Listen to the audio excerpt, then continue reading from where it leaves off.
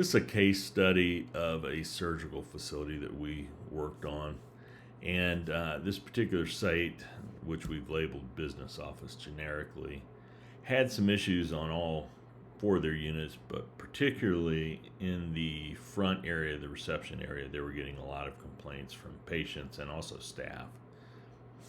They had several technicians come out, look at the unit, they said it was fine. Maybe it was the outdoor air coming in from the front door is what they suggested. The doctor put in an air curtain, spent about $1,300 or $1,400 to do so. Still, the problem persisted, and we approached them at one point with the system, and they agreed to put it in since those air conditioning units are very important to them, mission critical really for their surgical room. And so once we installed the solution on there and it monitored 24/7 and was tracking the data, we quickly nailed down the problem. And in this case, it was a combination of airflow and a few other things, and presented that in the format that we do with simple tuner format in plain English. The doctor was able to use that, go to a technician, have them correct the situation.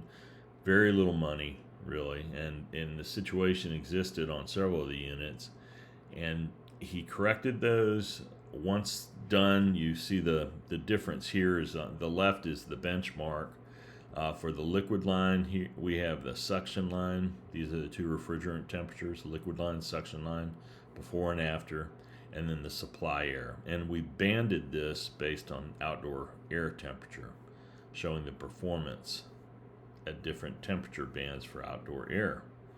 And so you could see the drop in the suction line and the supply air for each of those bands, which in essence treated the air properly, took the humidity out, sent cold air in there in the correct volumes and removed it in correct volumes, and the area was conditioned very well, and in fact so well that the doctor got complaints that now it was too cold and had to raise the temperatures, and he called us up laughing about that. He was quite satisfied.